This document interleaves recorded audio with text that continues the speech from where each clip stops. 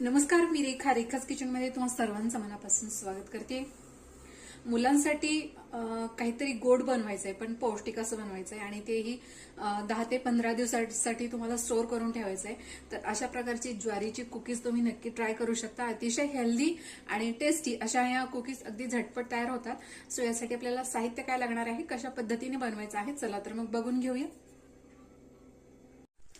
So यासाठी आपल्याला लागणार आहे 2 वाट्या ज्वारीचं पीठ. हे पीठ नॉर्मल आपण भाकरीसाठी जे वापरतो तेच पीठ मी इथे घेतलेलं आहे. त्याचप्रमाणे अर्धी वाटी बेसन.